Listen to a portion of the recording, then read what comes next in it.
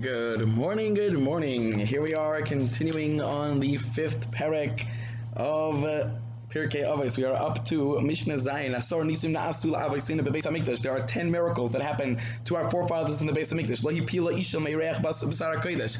Even though there was a phenomenal smell that wafted throughout Yerushalayim of barbecued meat every day, nevertheless, there never once happened that a lady miscarried because of it. V'lo yisriach b'sar HaKodesh me'elam. And that meat never spoiled. Meat never spoiled, no matter how long, even though sometimes a shlomim you kept 2 days, or sometimes, sometimes a person was ever nice or whatever, meat never spoiled. And there were never flies in the slaughterhouse, even though there was tons of blood and guts everywhere, because there was animals that were slaughtered all day long. Never a fly. And the Kohen Gadol was never Tame because of carry on Yom Kippur. On all 830 years of the Beis HaMikdash. And the rain never put out it was, even though there were rainstorms, but they never put out the fire on the Mizbeach. The column of smoke that arose from the Mizbeach never was shaken by the wind. From a huge distance away, you could see a column of smoke rising to Shemayim from the Mizbeach. Never once did the wind touch it. There was never a psul in the oimer v'shtei alechem, or in the carbon of the shtei alechem, or b'lechem apanim. Shtei alechem is actually Shavuos coming up. Or b'lechem apanim, and the weekly bread that you put on the shulchan. And all these three, there was never a psul in them. The people used to be squished. You used to just pack in there, but whenever you needed to bow, there was place to bow. If you ever been squished in Meron or squished by the Kaisel or something like that, you know what it's like to be squished. And suddenly there's room for everybody to bow. And a snake or scorpion never damaged anybody in Yerushalayim. Number 10 was a person never said to his friend, it's so squishy over here in Yerushalayim. No matter how many people came up to Yerushalayim, people liked it there, and either they made money there, or the Rabbi says at first, or they were not squishy. It wasn't a cramped feeling. Sometimes you go to a Yerushalmi house, and you see this this one time we went to a house there, and there was 5 kids under the age of 4 by a late night Friday night Suda. And we're sitting there at the table, and what time do these kids go to sleep? And they're well, they would go to sleep, but you're sitting on their bed. This is where they slept, at the table. This guy slept on this side of the table, this guy on the last side of the table. You have 30 kids, all right, that's an exaggeration, but you have 20 kids, that's not an exaggeration, is sitting in the same 2-bedroom apartment. And nobody's squished. They're happy as a clam. 10 things that were said on Erev Shabbos Ben Hashmashos were created on Erev Shabbos Ben Hashmashos. So this is this Mishnah discusses things like miraculous things that are not really of this world but of the next world. Pi haaretz, the mouth of the land that swallowed up Kairach. Pi be'er, the bear of Miriam, which moves around the world.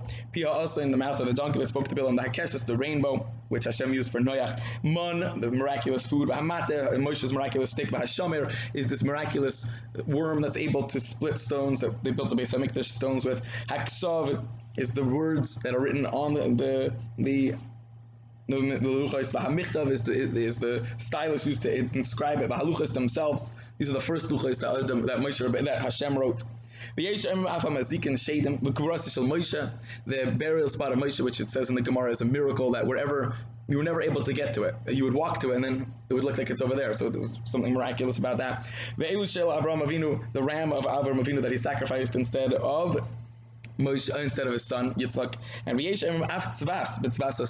some say, even, and this is obviously Kabbalah, but some say the tongs that are made, you see, how do you make something metal? You take tongs, you hold it over fire until it gets really hot, and then you shape it.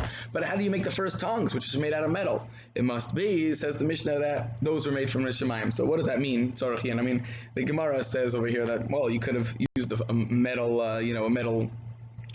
you could have used a metal mold and just poured molten metal into this mold that makes tongs, or alternatively one could have suggested you use rocks. I'll call upon him. So what it means exactly beyond Taich, I'm not sure.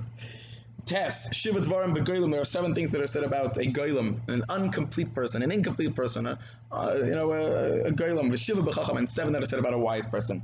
Chacham, a wise person, he does not speak in front of somebody who's greater than him, B'Chacham, in wisdom, U'B'Minyan, and in age. He doesn't interrupt his friend. He doesn't respond hastily. When he asks questions, he asks on target. And he responds properly. And if he asks two questions, he answers the first one first and the second one second.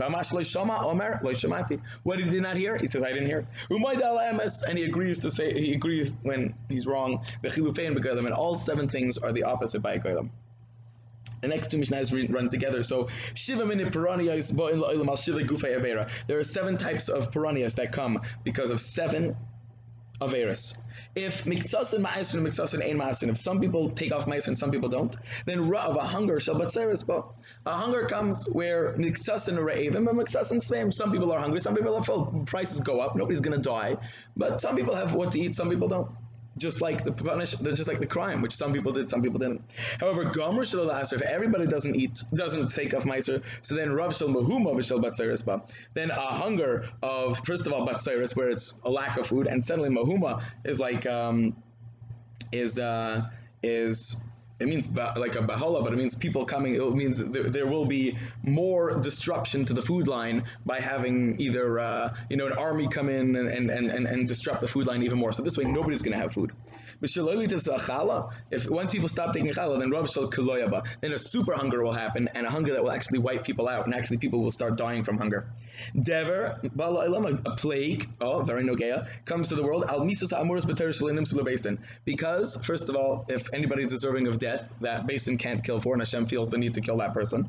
Va'al peretz shvius, and for those who are not makbid on shvius, cherev, sword, war comes to the world. Al inuy din, because people are pushing off din, they're not taking din properly. Va'al ibus din, and corrupting din. Va'al hamayrim b'teres shelikalachas, those who paskin Torah not properly. Wild animals come and attack. Al shua shav, on those who take false oaths. Va'al chil Hashem, galus bala ilam, galus comes to the world. Al ivrid avodah zarah. Va'al gilui arayas, va'al shvichus damim, va'al shmitas haaretz. On these four crimes of avodah zarah, sexual crimes, murder, and not doing the shmita. On 4 times of the world, the devar increases. A plague happens 4 times every 4 times. Berevius in the 4th year of the Shemitah cycle, Beshvius in the 7th year of the Shemitah cycle, Ubemoitze Shvius on the 8th year of the Shemitah cycle, Ubemoitze Hachag Shebekol Shana V'Shana. And every year during the fall. You know what? This is really unbelievable, because this is the time when the flu season usually is. Like in the late fall. In the 4th year, it's because people didn't take off Meiser Ani in the 3rd year. In the 7th year, it's because people didn't take off Meiser in the 6th year. And on the 8th year, it's because people didn't do Shvius properly. And because anything that in the last year that was not given properly to the Anim. So this is actually very enlightening with regards to today's day and age with Corona. But all right, have an amazing steiging day.